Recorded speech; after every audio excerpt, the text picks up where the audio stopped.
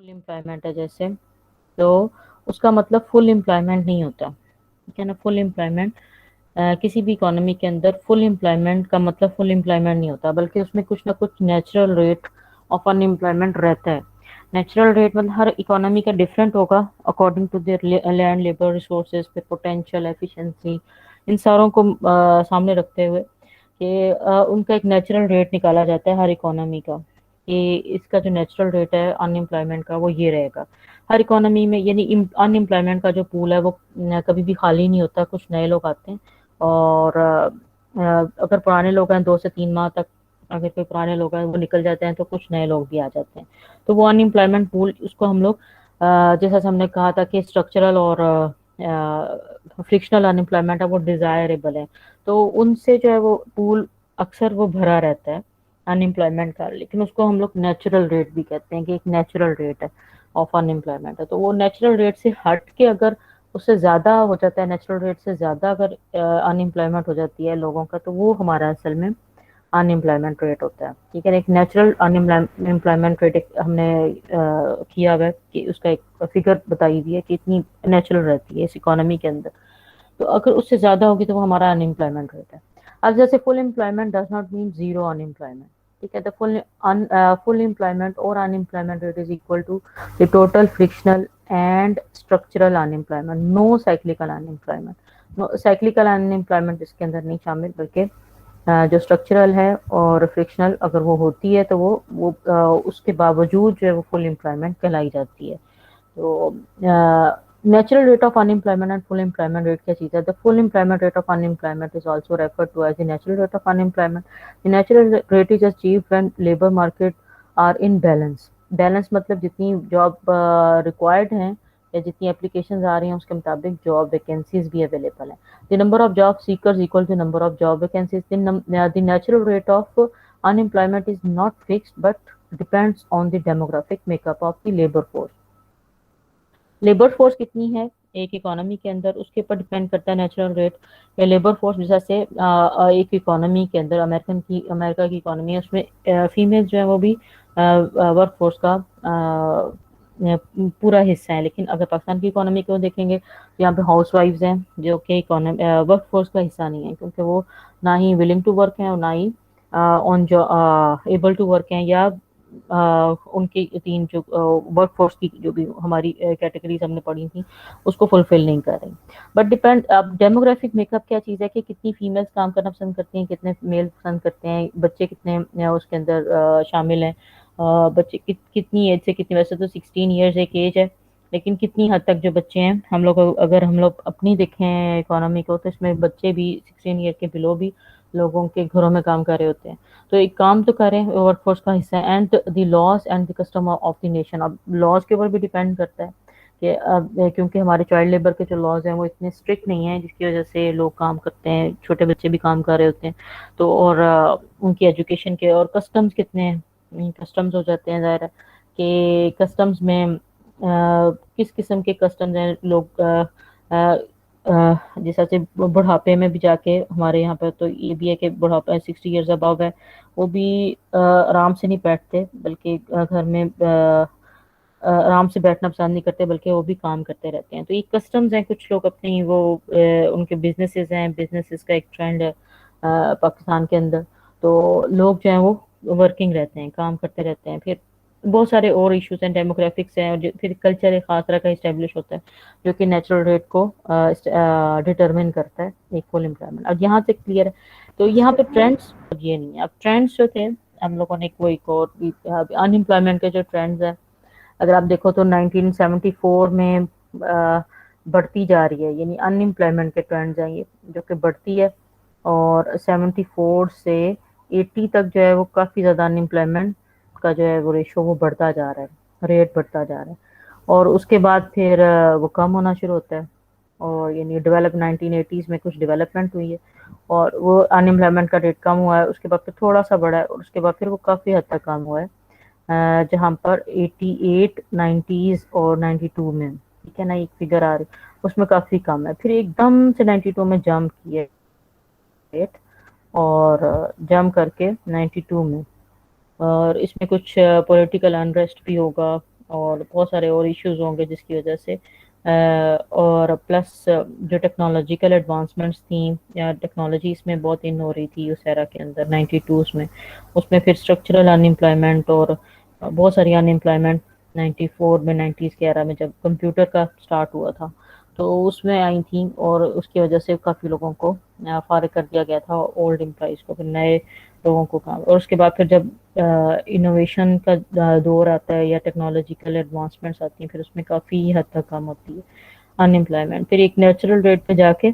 और उसके बाद फिर 2000 में काफ़ी हद तक हमारे जो थी वो अनएम्प्लॉयमेंट कंट्रोल में थी। उसके बाद फिर 2000 में देखते हैं फिर अनएम्प्लॉयमेंट का रेट काफ़ी ऊपर चला जाता है और क्योंकि इस वक्त फिर पॉलिटिकल अनरेस्ट था और लोगों का जो था वो कंट्री जो था वो एक उसकी पोजीशन में आ रहा था जिससे फॉरेन पॉलिसीज और इनका इम्पैक्ट भी बहुत ज़्यादा होता है। तो 9/11 का जो इंसिडेंट था वो इस एरा के अंदर आया और उसके बाद फिर एक दुनिया के अंदर एक रिसेशन की एक सिचुएशन थी, तो वहाँ पे भी हमारा अनएम्प्लॉयमेंट रेट एकदम से राइज किए और वो बढ़ता बढ़ता कभी कम हो रहा है कभी ज़्यादा हो रहा है। तो वो 2004, 5, 6 तक वो चला है, यानी ग्रोथ पीरियड्स थे वैसे तो ये। और इसके अंदर इंडस्ट्री लग रही थी पाकिस्तान के अंदर भी, टेलीकम्युनिकेशन सेक्टर में इस एरा में बहुत बूम किया था, लेकिन लोगों के पास स्किल्स नहीं थी उसके रिक्वायर्ड। फिर आहिस्ता आहिस्ता वो स्किल्स आती जाती हैं और उसके बाद फिर अनएम्प्लॉयमेंट रेट जो है वो कम होना शुरू हो जाता है। तो ये स्टैटिस्टिक्स एंड ट्रेंड्स रहे हैं अनएम्प्लॉयमेंट के पाकिस्तान की इकोनॉमी के अंदर। तो ये वो गैप है, जीडीपी गैप, अगर हम इकोनॉमी के सारे रिसोर्सेज को यूटिलाइज नहीं कर रहे तो इसका मतलब है कि हम जितनी प्रोडक्शन हासिल कर सकते थे अपने रिसोर्सेज या फुल एम्प्लॉयमेंट के थ्रू वो हम लोग नहीं हासिल कर सकते, तो फिर ये फॉरगॉन आउटपुट है। यानी कि when the economy fails to create enough jobs potential production of goods and services is irretrievably lost. तो ये यानी कि ये जो है फेल हो जाती है जब इकोनॉमी अपने अपने रिसोर्सेज को प्रॉपरली यूटिलाइज नहीं कर सक रही, तो वो फॉरगॉन आउटपुट है कि वो इतना आउटपुट जनरेट कर सकती थी लेकिन वो नहीं कर सकी। तो ये पोटेंशियल आउटपुट क्या होगा, potential GDP is determined bye assuming that the natural rate of unemployment prevails. ये पोटेंशियल आउटपुट उस वक्त हम लोग उसको कहेंगे कि नेचुरल रेट भी अगर एग्जिस्ट कर रहा है तो इकोनॉमी अपनी पोटेंशियल पे काम कर रही है, लेकिन इन दोनों का जो गैप होगा फॉरगॉन आउटपुट या एक्चुअल आउटपुट जितना आपको मिला है और जितना आपको मिल सकता था after utilizing your proper resources और मैनेजमेंट ऑफ द रिसोर्सेज, तो ये क्या है जीडीपी गैप वहाँ से निकलता है हम लोगों का। कैसे निकलता है, एक्चुअल आउटपुट जो हमारी है उसमें से हम लोग पोटेंशियल आउटपुट या पोटेंशियल आउटपुट में से एक्चुअल आउटपुट को माइनस कर देते हैं। अगर ये नेगेटिव में आता है और पॉजिटिव में भी आ सकता है। जब पोटेंशियल से अगर इकोनॉमी अपनी ज़्यादा एम्प्लॉयमेंट जनरेट कर रही है या ज़्यादा लोग हैं, फिर इसका इफेक्ट एक तो उसके ऊपर भी आपकी पॉपुलेशन के ऊपर भी बहुत ज़्यादा होता है, उसको भी देखते हैं भी। The higher the unemployment rate the larger is the GDP gap. अब जितनी अनएम्प्लॉयमेंट होगी उतना ज़ाहिर है कि एक्चुअल आउटपुट हमारा कम होगा पोटेंशियल आउटपुट से जितना ले सकते थे, तो वो हमारा नेगेटिव के अंदर ही आएगा। तो अनएम्प्लॉयमेंट रेट जितना ज़्यादा होगा उतना ज़्यादा जीडीपी गैप होगा। तो इन दोनों का जो रिलेशन है जीडीपी गैप का और अनएम्प्लॉयमेंट का, इसका रिलेशन एक जो इकोनॉमिस्ट थे अकून, उन्होंने स्टडी किया था। ऑर्थर अकून उनका नाम था और who was the first one to to quantify the relationship between the unemployment and GDP है, जो कि अभी इसका आप लोगों ने एक रिलेशनशिप याद रखना है कि अगर उन्होंने इनके मुताबिक अगर 1% अनएम्प्लॉयमेंट बढ़ती है, 1% अगर अनएम्प्लॉयमेंट बढ़ती है तो जीडीपी गैप में 2% का इजाफा होता है। कहना ये गैप जो है वो 2% का इजाफा हो जाता है। यानी इसका 1 और 2 का जो रिलेशन है वो उन्होंने ये बताया था कि अगर एक एम्प्लॉय भी जैसे कम होता है या 1% कम होती है, 1% सॉरी बढ़ती है अनएम्प्लॉयमेंट, तो जीडीपी गैप 2% आगे बढ़ जाता है। यानी कि उसका जैसा हमने रिपल इफेक्ट पढ़ा था, ये रिपल इफेक्ट में साइक्लिकल अनएम्प्लॉयमेंट में कि एक अगर एम्प्लॉय अनएम्प्लॉयड होता है तो उसका रिपल इफेक्ट भी बहुत ज़्यादा होता है। और रिपल इफेक्ट की वजह से जैसे एक के ऊपर 3 से 4 लोग या 5 लोग डिपेंडेंट है एक एम्प्लॉय के ऊपर, तो उसकी जब वो काम नहीं कर रहा तो इसका मतलब है कि उस जो बाकी के 5 लोग हैं उनकी कंजम्पशन और प्रोडक्ट और भी इफेक्ट हो रही है। जब वो कंजम्पशन इफेक्ट होती है तो उसका एक मल्टीपल इफेक्ट आता है। यानी एक बंदा अनएम्प्लॉयड हुआ है, एक बंदा अनएम्प्लॉयड हुआ है तो उसने प्रोडक्शन को या जीडीपी को 2 टाइम्स जो है वो इफेक्ट किया है। ठीक है ना, ये चीज आपने याद रखनी है। तो उसको हम ओकुन्स लॉ कहते हैं। For every 1% of unemployment above the natural rate the negative GDP gap of above 2% occurs. ठीक है ना, कि 2% का जो गैप है वो बन जाता है। This is known as Okun's law. The absolute loss of output associated with the unemployment rate can be calculated। ठीक है, अब कैसे कैलकुलेट कर सकते हैं? इन 2012 the unemployment rate is 1.4%। ठीक है, वो कैसे था? 7.4% एक अनएम्प्लॉयमेंट रेट हुआ, उसमें से हमने 6% माइनस कर दिया जो कि नेचुरल रेट था। ठीक है, नेचुरल रेट ऑफ अनएम्प्लॉयमेंट है वो 6% है, तो हमारा अनएम्प्लॉयमेंट रेट 1.4% है।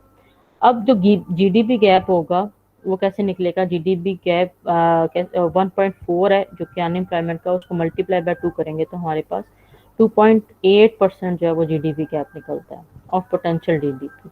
अब जीडीपी गैप है पोटेंशियल जीडीपी का, हमारा ये 2.8% वो बढ़ गया in real terms, which is जो कि अमाउंट जो थी उसकी 7,337 बिलियन डॉलर थी। ठीक है, तो ये इतना ज़्यादा, यानी कि 1% इंक्रीज या डिक्रीज करने से इतनी ज़्यादा, इतने बिलियंस का नुकसान या पोटेंशियल ये हो जाता है। तो इकोनॉमीज के अंदर आपने ये देखना है कि जो ये जो गैप है वो कैसे बढ़ रहा है। अगर 1% भी अनएम्प्लॉयमेंट रेट बढ़ता है या कम होता है तो उससे जीडीपी को डायरेक्ट इन्फ्लुएंस होता है और डबल का, यानी कि उसका डबल का फायदा और नुकसान होता है। Hence the economy sacrificed 205 billion of real output because the natural rate of unemployment was not achieved. ठीक है, अब इसको इतना ज़्यादा नुकसान हुआ, पोटेंशियल जितना वो कर सकती थी इकोनॉमी, लेकिन उसको इतना ज़्यादा नुकसान हुआ कि पोटेंशियल उसका इतना था वो यूटिलाइज कर सकता था, कर सकती थी इकोनॉमी अपने अनयूटिलाइज रिसोर्सेज को यूज़ करके, लेकिन वो नहीं कर सकी। तो ये अकुन्स लॉ यही है कि 1 और 2 का है इसके अंदर कि 1% अगर अनएम्प्लॉयमेंट कम होती है तो जीडीपी जो है उसका गैप भी कम हो जाता है और 2 टाइम्स कम होता है। ठीक है, की indicators of labour market Pakistan में। अब ये आपके पास जो आर्टिकल आया है एक जो मैंने, वो लेटेस्ट है, उसके अंदर इसमें लेटेस्ट फिगर्स भी होंगी 1920 की तक की भी हैं कि 19 में जैसे कोविड आया, 90 के बाद उस हमारा लेबर मार्केट का क्या ट्रेंड रहा है। अब जैसे मेल और फीमेल का जो है वो 83% थे कौन से लेबर फोर्स पार्टिसिपेशन रेट, यानी कि हम लोगों ने जैसे 3 कैटेगरीज में पॉपुलेशन को डिवाइड किया था, बिलो 16 और अबव 60 जो एज है ग्रुप, वो लेबर फोर्स में शामिल नहीं होता, लेकिन उसके अंदर भी फीमेल और फीमेल का रेशियो, जितने लोग विलिंग हैं, जितने लोग एबल हैं और जो एक्चुअली काम करना चाहते हैं, और वो उनका जो एक हम लोगों ने लेबर फोर्स का निकाला था, तो उसमें मेल जो थे 2006 और 7 में वो 83% जो थे वर्क फोर्स के हिस्सा थे, और उसमें 21% फीमेल जो थी वो वर्क फोर्स का हिस्सा थी। ठीक है, और उन दोनों को मिला के तो 52% जो थे, 52.5% वो लेबर फोर्स का हिस्सा थे लोग। 52% पूरी पॉपुलेशन में 52% जो है वो आपकी लेबर फोर्स का हिस्सा है, जबकि 2017 और 18 में 51% है, इसमें 81% मेल है और 22% फीमेल्स हैं। ठीक है, अब ये डेमोग्राफिक्स हैं जहाँ पे हमें पाकिस्तान का ये डाटा मिल रहा है। अब कहीं और किसी और कंट्री के अंदर जाते हैं, उनकी डेमोग्राफिक्स और उनकी मेल और फीमेल का रेशियो डिफरेंट होगा। तो लेबर फोर्स पार्टीज, यानी कि उनकी लेबर फोर्स में कितने मेल्स और कितनी फीमेल्स शामिल है, तो ये उसका जो है वो ये एक रेशियो निकाली गई है। फिर अनएम्प्लॉयमेंट टू पॉपुलेशन रेशियो, कितनी एम्प्लॉयमेंट है और उतनी कितने लोग को एम्प्लॉयमेंट मिली हुई है और कितनी पॉपुलेशन है। तो उसके अंदर भी मेल को 77%, ये 2017 और 18 का डाटा है, और फीमेल जो है उसमें 20.9% जो लोग हैं फीमेल जो उनको मिला हुआ एम्प्लॉयमेंट टू पॉपुलेशन रेशियो जितनी है, यानी कि टोटल एम्प्लॉयमेंट जो है वो 48.9% है। फिर अनएम्प्लॉयमेंट रेट इन दोनों का सबका, ये एम्प्लॉयमेंट कितने हैं इन दोनों को माइनस करके जो निकाला गया है वो है जिस तरह से मेल का 4.9% और फीमेल्स का अनएम्प्लॉयमेंट रेट है वो 8.5% है 2017 और 18 के डाटा के मुताबिक। तो अब जो है जिस तरह से अब दोनों का अगर एवरेज निकालें तो 5.7 था, 5.1 रहा है 2006 और 7 में, और फिर 2017 और 18 में 5.7 हो गया अनएम्प्लॉयमेंट रेट। तो अनएम्प्लॉयमेंट रेट अब का जो 2020 का तो 4.4% है। तो वो कम हुआ, इसका मतलब कि लोग जो जाता है एम्प्लॉयड हो गए हैं पहले से। तो ये अनएम्प्लॉयमेंट रेट की कुछ स्टैटिस्टिक्स हैं, पाकिस्तान का डाटा यहाँ से भी आप अब यहाँ पे अनइक्वल बर्डन ऑफ अनएम्प्लॉयमेंट कैसे है कि हर इकोनॉमी के अंदर अनइक्वल डिस्ट्रीब्यूशन ऑफ इनकम की, जैसे हमने बात की थी, कैपिटलिज्म के अंदर अनइक्वल डिस्ट्रीब्यूशन ऑफ इनकम होती है, सोशलिज्म में इक्वल डिस्ट्रीब्यूशन ऑफ इनकम होती है और उसको इंश्योर किया जाता है। लेकिन हर एक इकोनॉमी जो है वो मिक्स्ड इकोनॉमिक सिस्टम के ऊपर है, यानी मिक्स में कुछ के कैपिटलिस्टिक के हैं कैरेक्टरिस्टिक, कुछ में सोशलिस्ट कंट्रीज की हैं या सोशलिज्म की जो है कैरेक्टरिस्टिक्स हैं। तो उनके अंदर डिस्ट्रीब्यूशन ऑफ इनकम जो है वो इक्वल इंश्योर नहीं हो सकती या इंश्योर नहीं की जाती, क्योंकि हर एक की, हम लोगों ने जैसे बात की थी कि हर एक की पोटेंशियल डिफरेंट है, हर एक का माइंड डिफरेंट है, डाइवर्सिटी एक नेचर के अंदर पाई जाती है। तो हर कोई एक तरह का काम नहीं कर सकता, एक तरह का माइंड नहीं रखता, एक तरह की थिंकिंग नहीं रखता, एक तरह के कैपेबिलिटी नहीं रखता काम करने की। कुछ लोग ज़्यादा मेहनत करके ज़्यादा अर्न कर सकते हैं, कुछ लोग थोड़ा अर्न करके, थोड़ी मेहनत करके थोड़ा ही अर्न करते हैं। तो यानी कि ये इक्वल नहीं होता है ये डिस्ट्रीब्यूशन जो है इनकम की। और लेकिन एक तो ये बात है कि डाइवर्सिटी पाई जाती है, लेकिन कुछ एक ऐसी चीज़ें कि जो गवर्नमेंट की तरफ से आती हैं और गवर्नमेंट की तरफ से अनइक्वल हो जाती हैं। अनइक्वल बर्डन कैसे है कि rates are lower for white collar workers. अब वाइट कॉलर वर्कर्स जो हैं उनके लिए रेट जो है वो पे रेट्स जो हैं वो कम होंगे, जबकि दूसरे वर्कर्स के लिए उनकी मेहनत उतनी है, आपका वो टाइम भी उतना लग रहा है, सारी चीज़ें लग रही हैं, लेकिन जो दूसरे वर्कर्स हैं उनको जो है वो ब्लू कॉलर वर्कर्स हैं जैसे, उनको ज़्यादा अच्छी पे मिल रही है। Teenagers have the highest rates क्योंकि वो थोड़े से एनर्जेटिक होते हैं, उनको ज़्यादा पे मिलती है। अफ्रीकन अमेरिकन जिनकी अगर डोमिनेंस की बात करें, have high rates than whites. तो अमेरिकन होगा को तो उसको ज़्यादा पे दी जाएगी, जबकि उसके मुकाबले में कोई और होगा वो सेम कैपेबिलिटी का, सेम डिग्री का, सेम एक्सपीरियंस का, उसको कम दी जाएगी पे। तो rates for males and females are comparable, जैसे मेल्स को ज़्यादा पे दी जाती है हर जगह पर, और जबकि सेम काम कर रही होंगी फीमेल, उनको सेम पे नहीं किया जाता। दो females had a low rate in 2002। और ये अमेरिका की इकोनॉमी का बताया गया है कि फीमेल्स का और मेल्स का जो है वो बहुत ज़्यादा उनकी पेज का और उनके काम सेम लिया जाता है, लेकिन उनको पे कम किया जाता है फीमेल्स को। लेस एजुकेटेड वर्कर्स हैं जैसे, काम वो ठीक कर रहे होंगे, उतना ही कर रहे होंगे जितना एक एजुकेटेड कर रहा है, लेकिन उनकी लेस एजुकेशन की वजह से वो उनको पे भी कम किया जाता है। Have higher unemployment rate than less educated workers on average have higher unemployment rate than workers with more education. तो long term के अंदर 15 weeks or more unemployment rate is much lower than the overall rate, although it has nearly doubled from 1.1% in 1999 to 2% in 2002। तो ये जो long term में ये influence करते हैं, ये जो बर्डन्स हैं, यानी कि ये पॉलिटिकल इश्यूज भी आते हैं, सारी चीज़ें कि कुछ लोगों को ज़्यादा पे किया जाता है और कुछ लोगों को कम पे किया जाता है, इवन कि उनकी डिग्रीज, एक्सपीरियंस और चीज़ें सब कुछ सेम हो। तो ये जब आ जाती है तो वो अनइक्वल बर्डन ऑफ अनएम्प्लॉयमेंट हो जाता है। फिर नॉन इकोनॉमिक कॉस्ट है एक, यानी कि एक तो लोग परेशान भी हो जाते हैं, कॉस्ट बहुत ज़्यादा होती है जब भी अनएम्प्लॉयमेंट होती है, अनरेस्ट हो जाता है पूरी इकोनॉमी के अंदर, अनरेस्ट होता है, लोगों के पास परचेजिंग पावर कम हो जाती है, लोगों के पास खाने पीने के पैसे नहीं रहते, लोग जो है वो अनरेस्ट इंक्रीज हो जाता है, जैसे चोरियों की तरफ लोग ज़्यादा चला जाते हैं, फिर नेगेटिव मीन्स को यूज करते हैं, अपनी लोगों से छीनते हैं। तो ये पॉलिटिकल अनरेस्ट जो है वो बहुत ज्यादा हो जाता है अगर अनएम्प्लॉयमेंट ज्यादा देर तक प्रिवेल करना शुरू कर दे। फिर लोग जो हैं वो फिर उनमें लड़ाई झगड़े भी बहुत होते हैं, फिर लॉ एंड ऑर्डर की सिचुएशन मुकम्मल तौर पर खराब होना शुरू होती है। Non economic cost include loss of self respect, ये लोग जो जब छीनते हैं, लड़ाई करते हैं, चोरी करते हैं, तो उनकी सेल्फ रिस्पेक्ट भी लूज हो जाती है। And social and political unrest एक अलहदा से बात हो जाती है। तो ये non economic cost of unemployment, इसकी बहुत ज़्यादा इन्फ्लुएंसेस हैं जिसकी वजह से एक कल्चर बन जाता है, और कल्चर जो है वो एक अच्छा इस्टेब्लिश नहीं हो सकता। तो ये non economic cost of unemployment.